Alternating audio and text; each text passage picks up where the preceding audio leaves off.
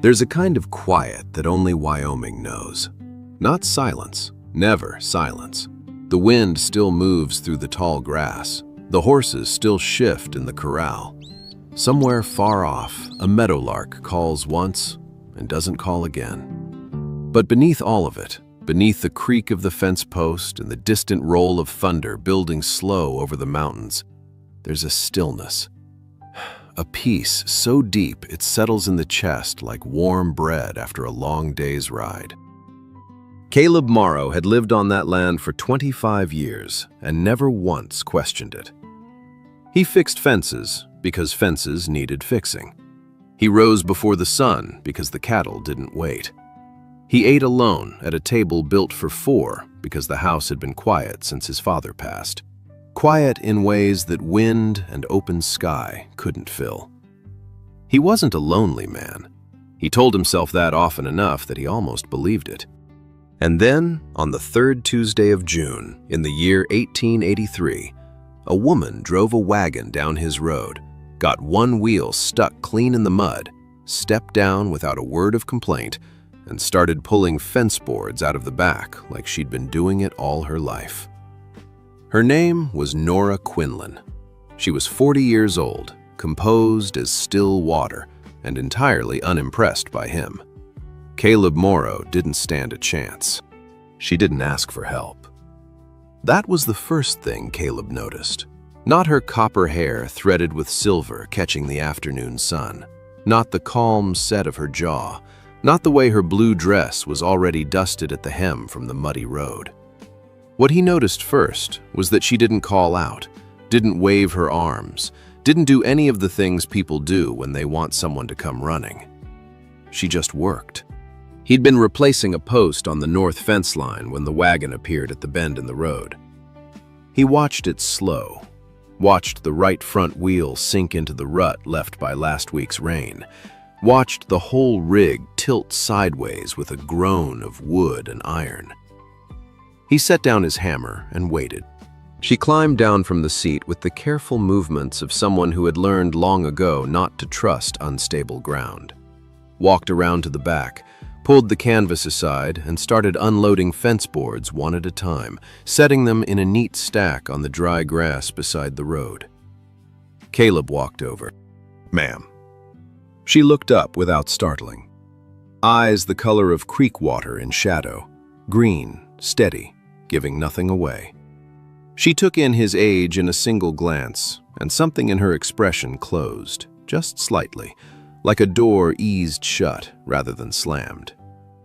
"Morning," she said, though it was well past noon.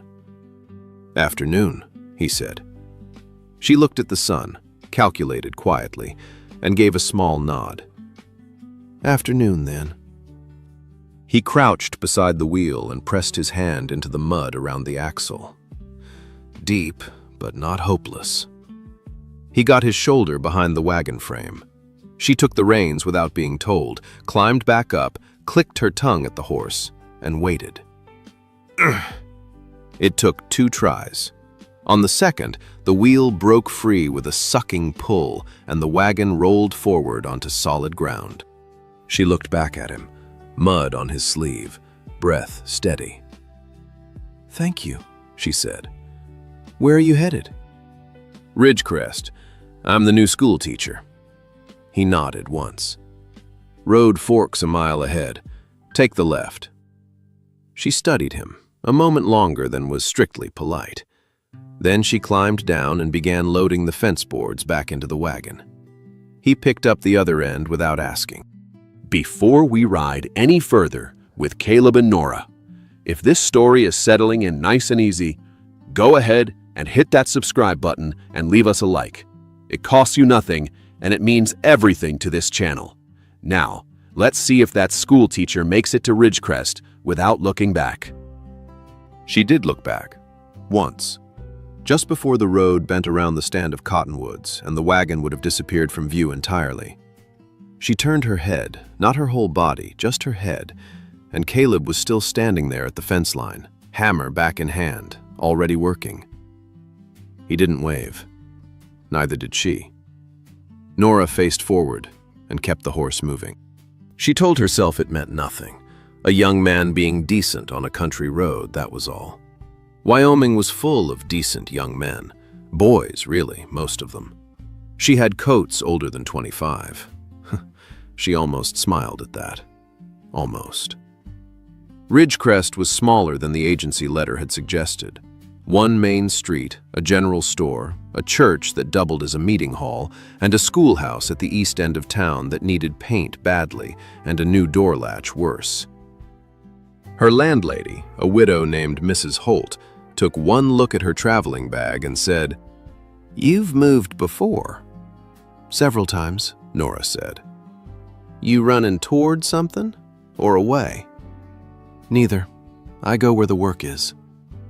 Mrs. Holt left a pitcher of water and a square of cornbread on the dresser and closed the door softly behind her. Nora sat on the edge of the bed. Outside the window, the Wyoming evening was settling in, purple and gold over the mountains, the first stars already faint above the ridgeline. A dog barked somewhere down the street. A screen door banged. Somewhere, someone was cooking something with onions. Ordinary sounds. The sounds of a town going about its life without her. She had arrived in 11 towns this way. Always the stranger. Always the school teacher. Always the woman who was competent and reliable and who no one thought to invite to supper because surely she had her own arrangements. She ate the cornbread alone. It was good cornbread. She didn't let herself think about the man at the fence. She only half succeeded. He came to town 4 days later with a paper sack of nails he genuinely needed and a route through the main street that was genuinely out of his way. He was coming out of the hardware store when he nearly walked into her outside the general store, standing on the boardwalk with a list in one hand and a look of mild annoyance directed at a barrel of flour that was not the weight she'd been promised. "That's 40 pounds, not 50, she was telling the store clerk, a boy of 17 who was clearly not accustomed to being corrected in that particular tone of voice. "Yes, ma'am," the boy said and went back inside. She turned and found Caleb 2 feet away. Surprise first, then composure settling over her features like a curtain drawn evenly across a window. "I don't know your name," she said. "Morrow, Caleb Morrow." "Miss Quinlan." She paused. "Though you likely heard." "Word travels." A faint smile, brief as a cloud shadow crossing open grass. "Hardware store?" "Nails." "The fence?" He blinked. He hadn't expected her to remember. "Same one," he said. "Is it giving you trouble?" "Posts rot. It's just the nature of things." She seemed to consider that. "I suppose it is." The flower boy returned with a corrected ticket.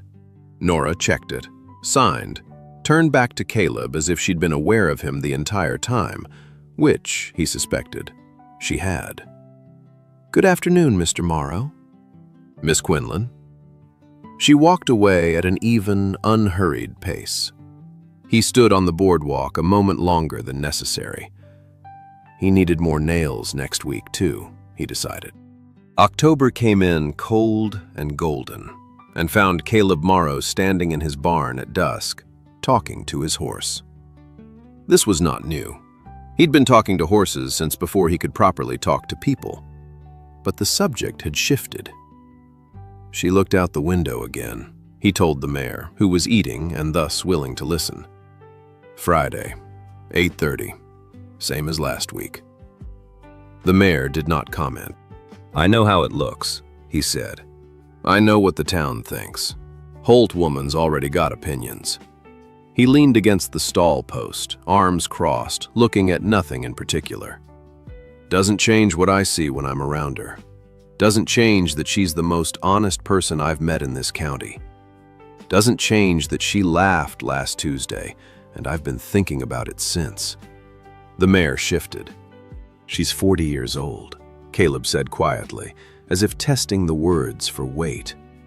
"And I'm 25, and I know that. I'm not a fool." He was quiet for a moment. "But I've run this ranch since I was 19. I've made decisions most men twice my age haven't had to make. I buried my father without falling apart, and I kept the cattle through 2 bad winters, and I've never asked a single person for something I couldn't justify." He pushed off the post and picked up the feed bucket. "So I'm asking myself one question. Not what the town thinks, not what she thinks right now, because right now she's still deciding." He set the bucket down. "The question is whether she's worth waiting for." He looked at the mare. "She is," he said. "That's the whole of it." He went back to the house, ate alone at the table built for 4, and for the first time since his father passed, he looked at the empty chairs without the familiar heaviness, looked at them and thought quietly, not always. He allowed himself that much. One thought, not always. Then he washed his plate, banked the fire, and went to bed because the cattle still needed tending at dawn, and patience had never once meant standing still. She told herself she wasn't watching the road. She knew the sound of his wagon now, the particular creak of it, the rhythm of the horse. And when it passed the schoolhouse on Friday afternoon at 8:30, she set down her chalk and looked out the window. He wasn't stopping. Good, she thought. That was good. She was not a woman who entertained foolishness. She had done that once, in Ohio, at 28, with a man who had broad shoulders and a quick smile and absolutely no intention of staying. She had believed things she shouldn't have believed and learned the lesson plainly. Self-sufficiency was not a consolation prize. It was armor, and armor kept you standing. She turned back to the blackboard. She was 40 years old. She had a teaching certificate and 11 towns behind her, and a life that was perfectly manageable. The children were bright. The town was quiet. Mrs. Holt's cornbread was excellent. That was enough.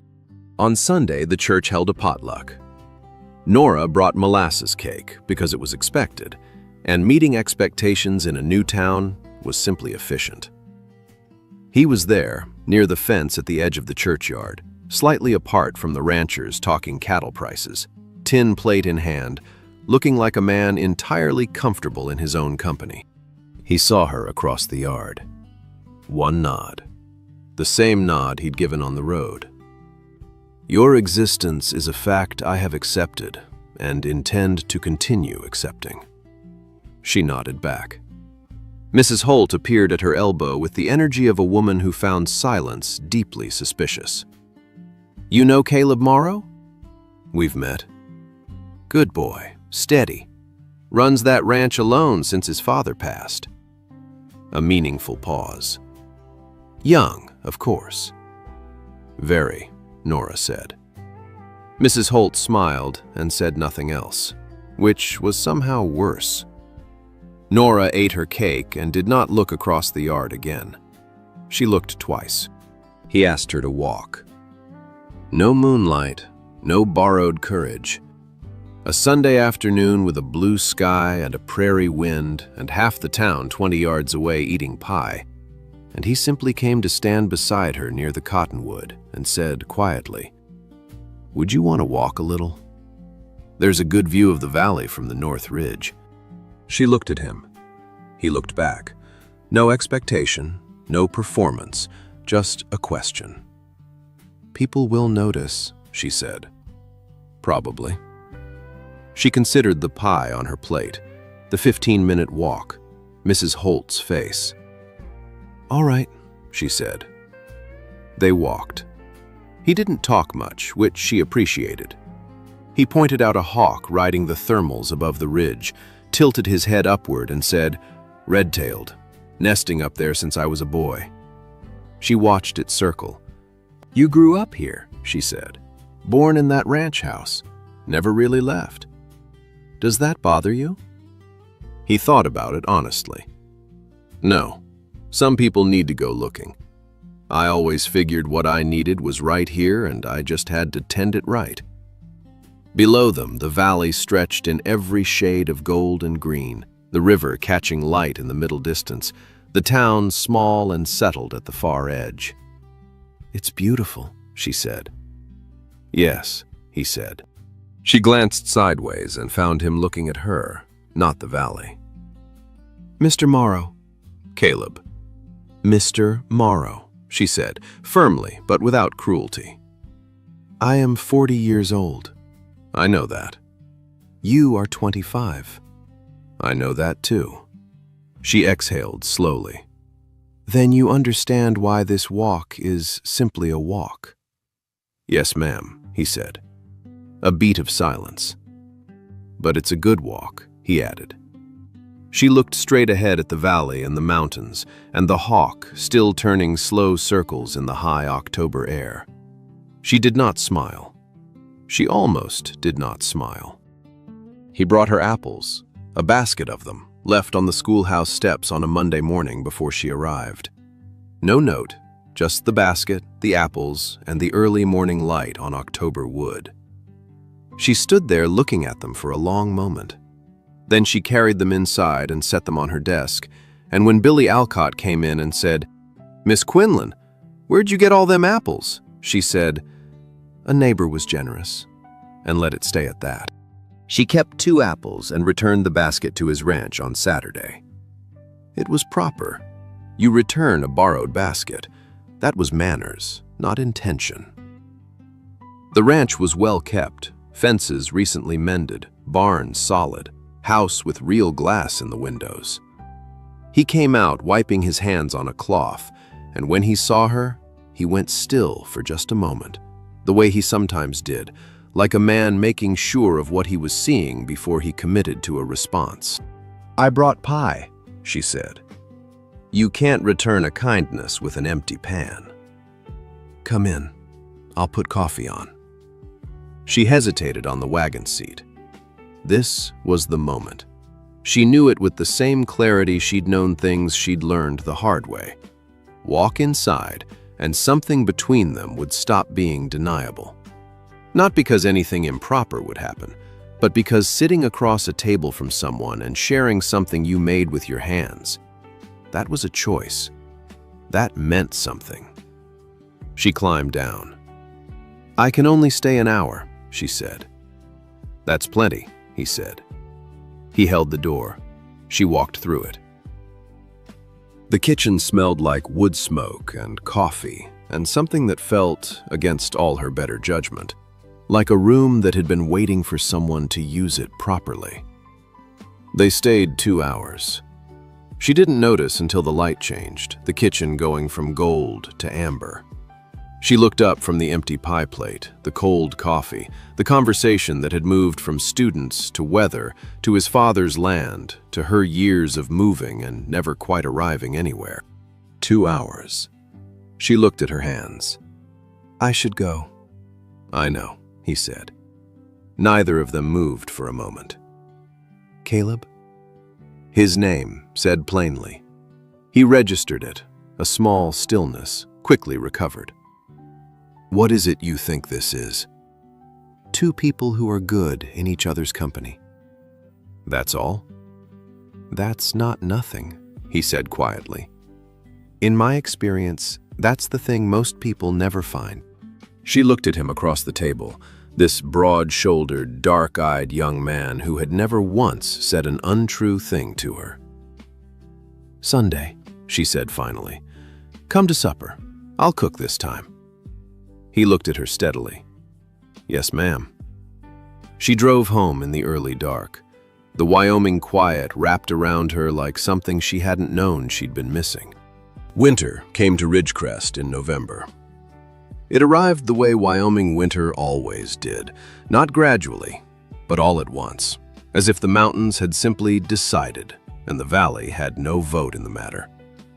The first snow fell on a Tuesday, quiet and total, covering the rutted road and the bare cottonwoods and the schoolhouse yard in white so clean it looked like the world had been given a second chance. Nora stood at the schoolhouse window and watched it come down. She was aware, with the precision she brought to most things, that she was happy. Not content, not managing. Happy, in the uncomplicated way she had not been since before Ohio. Before the man who didn't stay. Before she had learned to keep the door of herself closed for safekeeping. The supper had happened, then another. Then a Sunday afternoon ride up to the ridge with the valley white below them and their breath visible in the cold air, and Caleb pointing out the red-tailed hawk's empty nest in the high branches. Gone south. She'll be back in March. As if he were simply reporting facts about someone they both knew. She had started to look forward to Fridays. She had stopped pretending she didn't. In December, Mrs. Holt said, without preamble, over breakfast, "He's going to ask you something." Nora set down her coffee. "Mrs. Holt, I'm not advising, I'm informing." The older woman refilled her own cup. "He came to speak with Reverend Aldous last week. Aldous told his wife told her sister." She sat down. "This is a small town, Nora." Nora was quiet for a moment. "He's 25, she said, not as argument, almost as wonder. "Yes," Mrs. Holt said, "and he's the steadiest man in this county at any age. And you have spent the last 6 months being careful and sensible and correct." She folded her hands. "How is that working for you?" Nora looked out the window at the snow. She thought of the empty chairs at his kitchen table. She thought of the hawk's nest in the high branches. She'll be back in March. "Well enough," she said. But she was smiling when she said it. He asked her on a Thursday evening in January, with the temperature below freezing and the wind coming off the mountains hard enough to make the schoolhouse windows rattle. He had come to fix the window latch. It had been loose since October, and he had apparently decided that January was the appropriate moment. And she had made tea, because it was cold, and he was there, and there was no longer any point pretending that tea was not simply an excuse to extend the hour. He fixed the latch. He drank the tea. He stood with his broad shoulders nearly filling the doorframe and his hat in his hands, and looked at her with the brown eyes that had never once in 7 months looked at her with anything she needed to defend herself against. "I have something to ask you," he said. "I know," she said. A pause. "Mrs. Holt?" he said. "The whole town, apparently." He nodded slowly. Something in his face that was almost amusement, almost nerves, and entirely him. "Then I'll just ask it plainly." "Please." Nora. Her name, no title, for only the second time. "I know who you are. I know what it cost you to walk through that kitchen door. I know you have more years and more scars and more reason for caution than I do." He held her gaze without wavering, this young man with the dark beard and the patient hands. "I'm not asking you to stop being careful. I'm asking you to be careful with me instead of from me." She was quiet for a long moment. The wind pushed at the windows. The lamp threw its small circle of warmth. She thought of Ohio, of 11 towns, of cornbread eaten alone in 12 different rooms. She thought of the valley from the North Ridge, gold and green and endlessly wide. She looked at him. "You're going to have a very stubborn wife," she said. He exhaled, slow and steady, like a man who had been holding something carefully for a very long time. "Yes, ma'am," he said. "I'm counting on it." He was still holding his hat. She reached out and took it from his hands. They married in April, on a Saturday, when the valley had finally remembered how to be green. The church was full. Ridgecrest was a small town, and small towns show up for things that matter. And this one, it had decided, mattered. Mrs. Holt sat in the front pew and did not cry, though her handkerchief saw considerable use. Billy Alcott sat beside her in a collar that was clearly new and clearly uncomfortable, and kept his eyes on the front of the church with the focused expression of a boy who had been told this was important. Caleb stood at the altar in a dark coat that fit across his broad shoulders, the way a coat should fit on a man who worked his body honestly.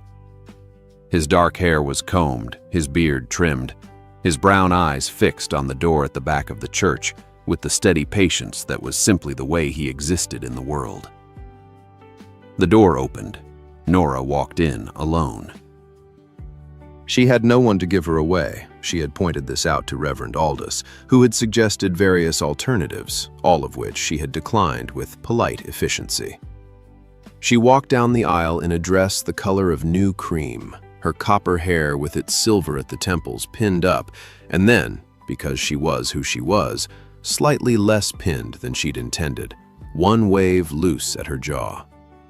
She carried a small bunch of early wildflowers that Mrs. Holt had pressed into her hands that morning without a word. She was 40 years old, and she was the most beautiful thing Caleb Morrow had ever seen.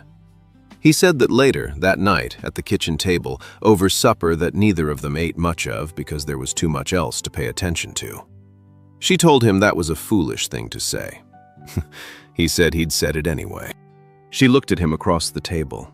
This man of 25 who had fixed her fence and brought her apples and waited without complaint and asked plainly and held the door open and meant every single word he'd ever said. Outside, the Wyoming spring was arriving in its own unhurried way. Inside, for the first time in a long time, the table wasn't set for one. There's no thunder in this story. No gunfight, no villain, no burning barn. Just a woman who had learned to need nothing, and a young man patient enough to wait for her to remember that needing someone isn't the same as being weak. Nora Quinlan drove into Ridgecrest with a trunk, a teaching certificate, and a heart she'd kept locked for 12 years. Caleb Morrow fixed fences and waited, not because he had nothing better to do, but because he had decided, in a barn at dusk with only a horse listening, that she was worth it.